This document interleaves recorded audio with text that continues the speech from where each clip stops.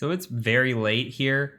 And one thing you don't know is that I record my videos at night. So I work during the day, I spend some time with my wife, and then I find that anywhere from 10 o'clock to about 3 a.m. is the prime time to record videos because the traffic on my street is insane. Well, I'm telling you all this because I'm a little bit tired, and this is going to be my second time now recording this set of videos on Mimikatz because I forgot to turn my microphone on. So forgive me for this, but we're going to go through it a second time, so it should be more well polished. So here we are. We're talking about Mimikatz, and let's go ahead and just dive right in. What is Mimikatz? Well, Mimikatz is a tool that we can use to view and steal credentials. Now, it steals these credentials that are stored in memory, and it can do a lot of nifty things beyond stealing credentials. It can generate Kerberos tickets, and it can leverage a lot of attacks. Just a few attacks, and that's kind of a joke, but credential dumping, pass the hash, overpass the hash, pass the ticket, golden ticket, silver ticket. Now, we're not going to cover all these in this course. That starts getting very, very deep. And here in a couple of videos, I'm going to give you resources on where you can go find information on this and how you can get better and better on some of these things.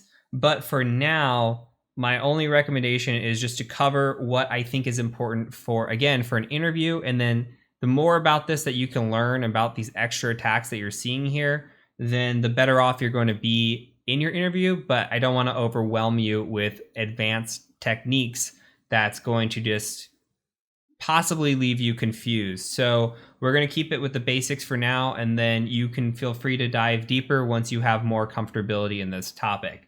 So before we move on, I do want to bring up the GitHub. So go ahead and go to the GitHub page here for Mimikatz, and just go ahead and Google GitHub Mimikatz, and you should be brought here to this. Now, Mimikatz is made by a gentleman named Benjamin Delpy. He's out of France. So Mimikatz, I believe, means cute kittens in French or something like that, cute cats. You might trigger an unsafe website because Windows does not like this. Most antiviruses do not like this.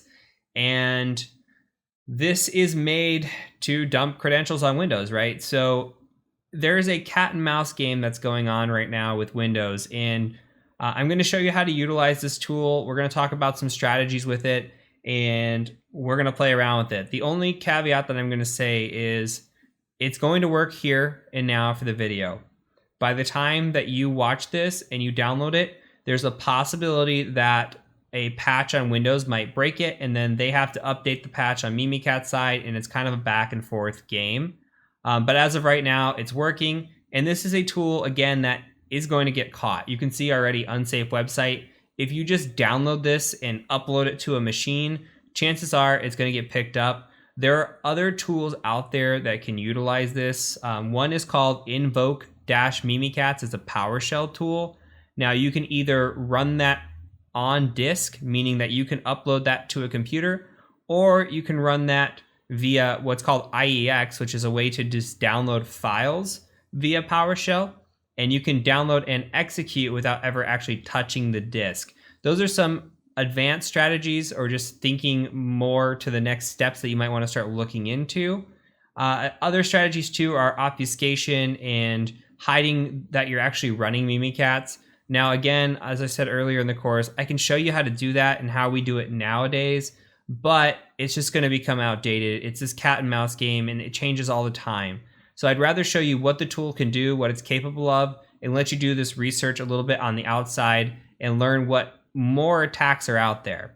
Last thing to point out, so it says here that it is a well-known tool to extract plaintext passwords. It extracts hashes, PIN codes, Kerberos tickets, and it does all the attacks we talked about, plus a lot more. If you scroll down just a little bit, come here to this, I don't want to build it, or if you don't want to build it, binaries are available, because this is in a SLN file, so you'd actually have to compile this. We're just going to go ahead and click this. If you're on Edge, it will report it. So go ahead and just disregard this.